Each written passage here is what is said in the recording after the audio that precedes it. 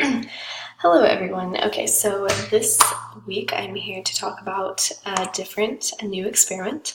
And this week it had to do with pasta and yeast and a bunch of stuff to make a rocket engine. Um, So basically I'm going to talk about what exactly the experiment is, how to set it up and do it, what I did and whether or not mine worked, and how exactly it all works together to make it happen. Basically, mine didn't actually end up working, so I'm also going to postulate as to why that is true. And I actually ended up doing mine outside. It kind of created a bit of a mess, so I'm glad that I did choose to do that. But basically, what you use is a mason jar, a little glass jar with a lid, and a teaspoon, of yeast, hydrogen peroxide, and some pasta, and a lighter, of course. The video told us to use, I believe it was ZD noodles.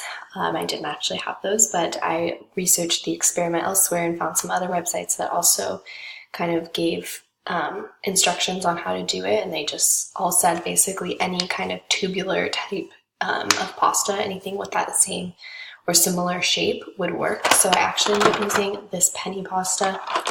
I figure it has enough of a cylindrical kind of shape that it would work out. And then, I used yeast and hydrogen peroxide, as I said, and you put those in the jar, and those start bubbling and reacting and all that good stuff. And then you put a lid on the jar, or the lid on the jar, and you are to have a kind of hole in the jar that your piece of pasta will fit into.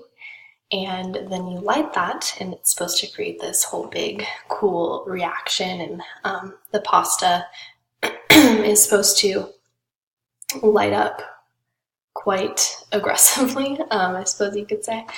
And mine actually didn't end up lighting the way that it was supposed to. It lit as though it was just a piece of pasta that I was lighting on fire.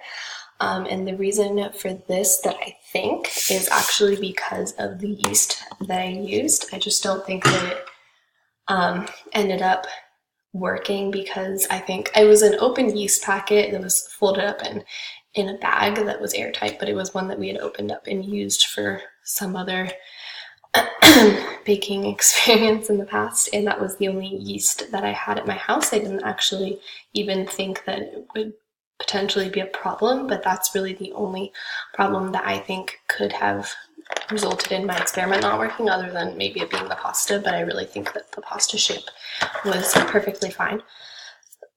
So I think that it was just a packet of yeast that had at some point been in less than ideal environment, and led to it not being like fresh yeast, and that's why it didn't work. That's really what I think happened. I went through the experiment multiple times afterwards to see if I had missed a step or done something wrong or anything, and that's really the only thing that I could come up with as to why the experiment potentially didn't work, which it didn't.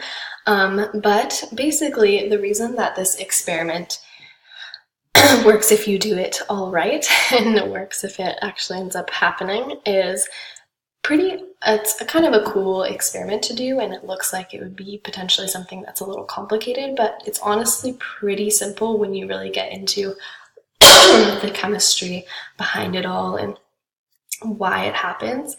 It's really based on the reactions, which a lot of things are based on reactions in chemistry.